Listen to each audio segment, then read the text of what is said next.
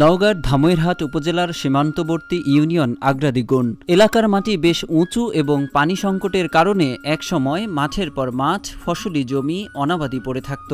বর্তমানে কৃষি নির্ভর আধুনিক প্রযুক্তির ছোঁয়ায় এখানে কৃষির বিপ্লব ঘটেছে। পড়াশোনা শেষ করে চাকরি না পেয়ে অবশেষে শুরু করেন ফলের চাষ। বলছি ধামইরহাট উপজেলার সফল চাষি সাইদুলের কথা। মেঠোপথে কিছুটা এগুলেই সড়কের দুপাশে সারি সারি নানান ধরনের দেশি বিদেশি ফলের গাছ ও ফল দেখা যায় তার বাগানে। এই জমিটাতে যেটা দাঁড়িয়ে আছি, এটাতে আমরা প্রথম শুরু করি বরই দিয়ে শুরু করছি, বরই পেয়ারা মালটা এগুলা দিয়ে। তো সেখান থেকে আমরা পর্যায়ক্রমে, এটা প্রথমে ছিল হচ্ছে আমাদের এখানে প্রথমে 1.5 একরের একটু বেশি, তারপরে 3 একর, 5 একর, 7 একর এভাবে করতে করতে আমরা এটা 10 একরে গেছি। তো এখন আমরা আসলে প্রফিটের ঘাটটা এখনো আমাদের ওইভাবে কাছে চলে আসে না, এই কারণে যে আমরা রিইনভেস্ট হচ্ছে এখানে। তার এই বাগানের সৌন্দর্য দেখতে আসেন আশপাশের এলাকার দর্শনার্থীরা। অনেকেই আবার উদ্বুদ্ধ হন ফল চাষে। বাগানে বেশ কিছু কর্মীকে দেখা গেছে গাছ ও ফলের যত্ন নিতে।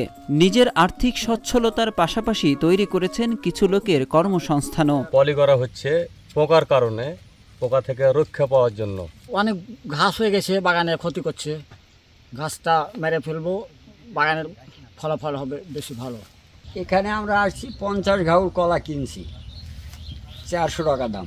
এই বাগানটা পুরোটাই আমার দায়িত্ব, গৃহস্থ আমাকে দায়িত্ব দিতে, আমি দায়িত্ব পালন করি বা দেখশনের। বাগান জুড়ে সবুজ পাতার আড়ালে ঝুলছে বাড়ি 1 জাতের মালটা, বাড়ি 4 জাতের কমলা, এছাড়া দার্জিলিং, চায়না ও থাই জাতের কলা, যার মধ্যে সাগর, জিনাইন, অগ্নিশ্বর উল্লেখযোগ্য। বাগানে আছে অ্যাটপাল, চাকাপিং, সূর্যডিম, কাটিমন, বানানা ও আম্রপালের মতো দেশি বিদেশি নানান জাতের আম।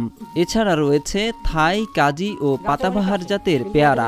দেশের মাটিতে দেশি বিদেশি বিভিন্ন জাতের মিশ্র ফলের বাগানের এমন মনোমুগ্ধকর দৃশ্য যে কাউকে মুগ্ধ করবে। উপজেলা কৃষি অফিস সূত্রে জানা গেছে 695 হেক্টর জমিতে দেশি বিদেশি বিভিন্ন জাতের আম চাষ করা হয়েছে। এছাড়া কাঁঠাল, লিচু, কলা, পেঁপে, খেজুর, আমলকি, ড্রাগন, স্ট্রবেরি ও কাজু বাদাম সহ বিভিন্ন প্রজাতির ফল প্রায় 970 একর জমিতে চাষাবাদ করা হয়েছে। মোহাম্মদ সাইদুল ইসলাম ধামইরহাটের একজন সফল কৃষি উদ্যোক্তা।